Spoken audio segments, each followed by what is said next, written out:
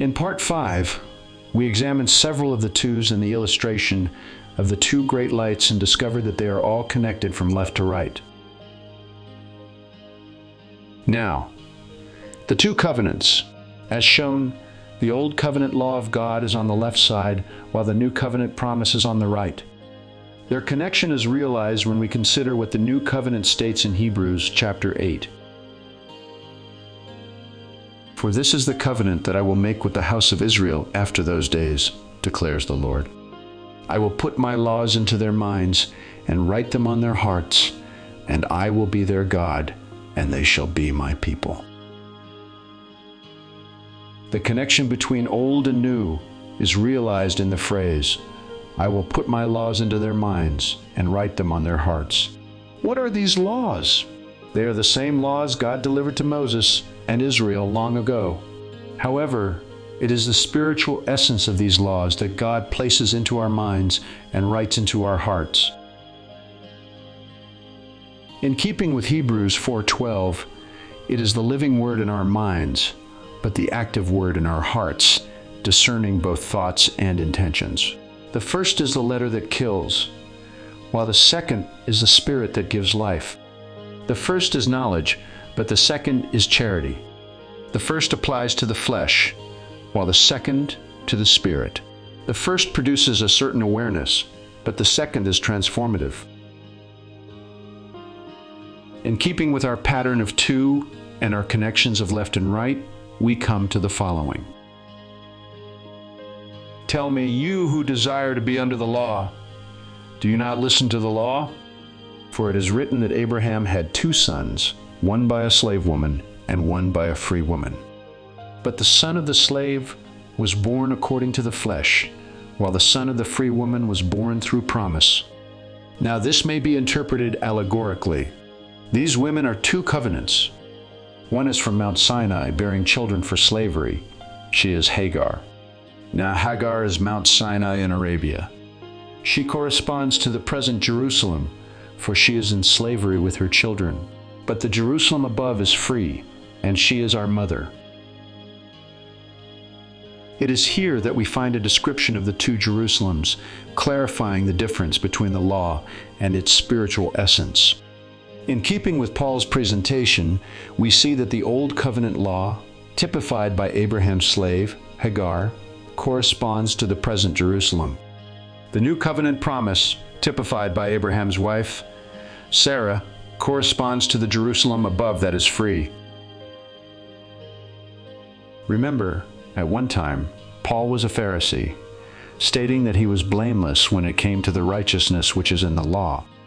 So, who better than Paul would understand the differences between the covenants? This being true, when Paul speaks of present Jerusalem, he refers to the natural city and his people under the Jewish system of law that he, at one time, had so zealously stood for. And Jerusalem above? This, of course, is the dynamic power of the New Covenant promise and Spirit of Christ that burns His love into the deepest recesses of the heart, disrupting and transforming us little by little until we walk in the agape love of the Father and Son. Now, coming back to Paul's discourse in Galatians 4, it is in the very next verse that we get our first glimpse of what Babylon represents. For it is written, Rejoice, O barren one who does not bear. Break forth and cry aloud, you who are not in labor. For the children of the desolate one will be more than those of the one who has a husband. What is the actual topic Paul discusses in Galatians? Is it the two covenants? Yes, but even more specifically, it's the two sons of Abraham, typifying those born according to the flesh and those born through promise. What does Paul call those born according to the flesh? The children of the desolate one. And those born through promise? These are those of the one who has a husband. Wait a minute. Is Paul saying that Hagar was not Abraham's wife? Look at what Google returned when I asked, was Hagar Abraham's wife? Hagar was not Abraham's wife in the traditional sense. She was his concubine, given to him by his wife Sarah to bear a child. While the Bible does refer to her as Abraham's wife in one instance, this is likely due to the different roles and statuses of wives and concubines in ancient times. Sarah was Abraham's primary wife, and their son Isaac was considered the legitimate heir. Hagar's son, Ishmael, was also Abraham's son, but he did not inherit the same rights and privileges as Isaac. Okay, so I will confess. In other studies, I have referred to Hagar as Abraham's wife, but apparently Paul's statement seems to disagree, stating plainly that Sarah was the one who has a husband. If this is true, does Abraham's relationship with Hagar suggest adultery? And if this is the case, does this make Hagar a harlot? Would this answer the following? Then one of the 7 angels who had the 7 bowls came and talked with me, saying to me, "Come, I will show you the judgment of the great harlot who sits on many waters, with whom the kings of the earth committed fornication, and the inhabitants of the earth were made drunk with the wine of her fornication." Remember, these 2 women are allegorical, referring to the 2 covenants. Now let me make a quick turn and show you the following from Matthew 1:17. So all the generations from Abraham to David are 14 generations. From David until the captivity in Babylon are 14 generations, and from the captivity in Babylon until the Christ are 14 generations. In agreement with Abraham in our 2 covenants, Matthew starts with Abraham. We then see 3 sets of 14 generations, ending with Christ. 3 14s add up to 42. Might this have something to do with the following?